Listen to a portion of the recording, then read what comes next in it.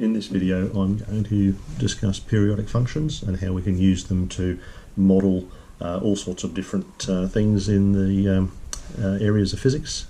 So I'll start just by a quick review of the sine function, y equals sine of x.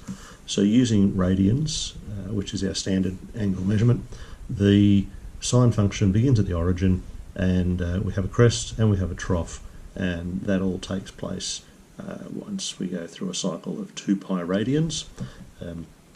The maximum and minimum, positive 1, negative 1, and it just continues. So you can go backwards or you can continue forwards, but that's your base function. Now, because the real world doesn't always behave in such a simple way, we alter this function by the addition and product and so forth of different constants, a, b, c and d. It's still the sine function, it's still y and x are the variables, a, b, c and d are constants, and by carefully choosing the values of a, b, c and d, we can reshape this function and move it around the plane to pretty much anywhere we like. So let's take an example here. Here's a function that I've drawn. So this particular function starts down here with a y-intercept of -2. That's not the maximum, it's just a little before the maximum. So then it has a crest, comes down here to a trough at this location, then it cycles to a crest and a trough and so forth. So our job, given this information, is to find the values of a, b, c and d that model this function. Now, begin with b. b is pretty much the easiest one because b is 2 pi over the period. We're working in radians, that's why I have 2 pi. If I was measuring angles in degrees, I'd put 360 over 2 pi. So it's the amount for a full cycle on the standard curve. Now the period of this function, we have to look at the graph to find this. The period is the time taken, or the horizontal distance taken, to go from one point to an equivalent point. Now I just happen to have both of these minimum points labelled here. So 3 1/3 is the x-coordinate, 8 1/3, that's clearly a difference of 5. So our value of b, the constant, is 2 pi over 5. You can write that in decimals if you like, but it's best left accurately like this. A is the amplitude.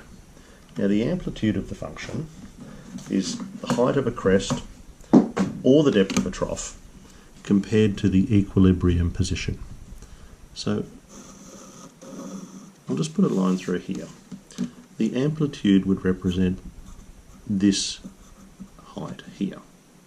Now how do we find the amplitude? How do we show a bit of working for this? Well, we realise that this point has a y-coordinate -1 and this point has a y-coordinate -5. So we have to find the distance between them and divide by 2. It's better, I think, to go the higher one minus the lower one. So I'll put -1 minus -5. So that's the height of the maximum.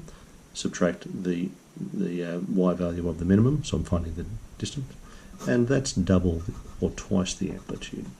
I think you'll see that that turns out to be a value of 2. So from here to here is up by 2, here to here is down by 2. Next we want d. d is the value of the vertical shift. Now the equilibrium position for your standard curve here is the x-axis, but the equilibrium position of this one has been shifted downwards by 3 units.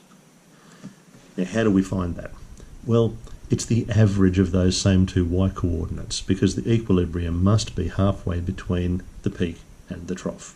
So we repeat this, but we're literally finding an average. So I'll add the value of the max and min and then divide by 2, and that comes to -3.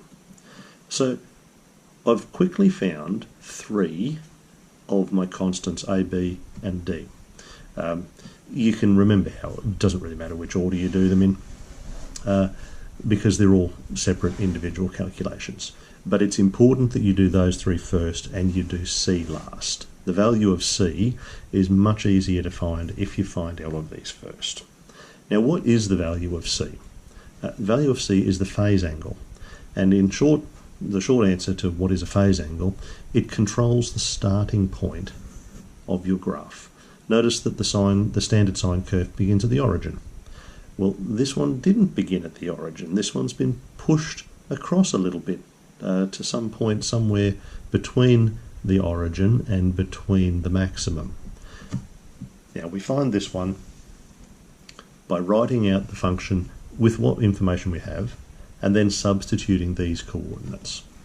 So my function would look like y equals amplitude of 2 sine 2 pi over 5 by x plus c, which we don't yet know, minus 3 for the value of d. Now I'll substitute 0, negative 2, because whatever equation we end up using, every point on the equation has to be satisfied. The idea of using this point, you could use any of the others. This is not special, but it makes our life easier when we substitute 0 for x. This term will just be c. So our y value is negative 2. We have 2 for amplitude. As I just mentioned, 0 for x, this part disappears, sine of c minus 3. And then we have a reasonably simple trig question. Adding 3 to both sides, I'll have 1 equals 2 sine c. Sine of c equal 1 over 2. So angle C is the inverse sine of 1 over 2. This is probably where you'll reach for your calculator. That's fine. When you do, working at radians, you'll find that the value comes to pi over 6. At least that's what the calculator reports it as. But this is where you have to keep your wits about you, because your calculator is not as good as you are at doing these things. Yes, we've been given an answer here for value C, not theta, of pi over 6.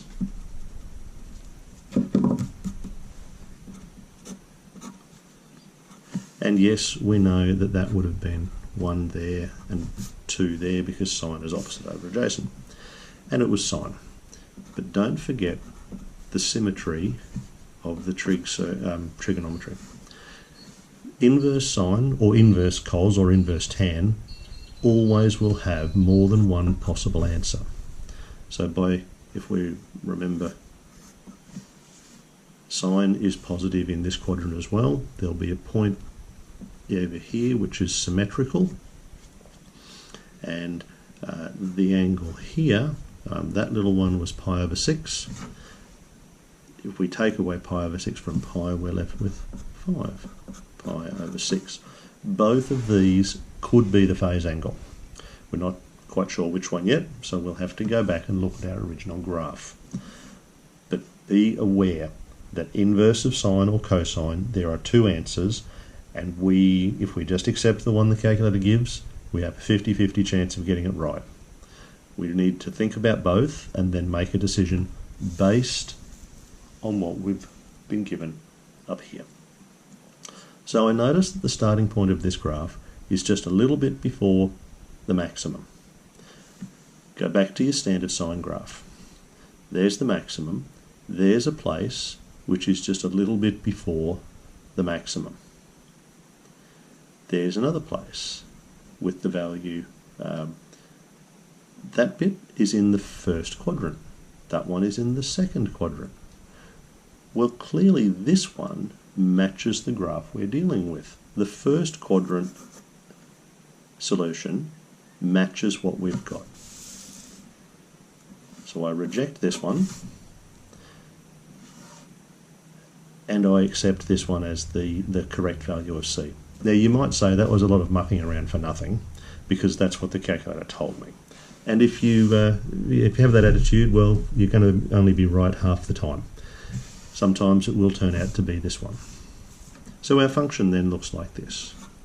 y equals 2 sine amplitude b was 2 pi over 5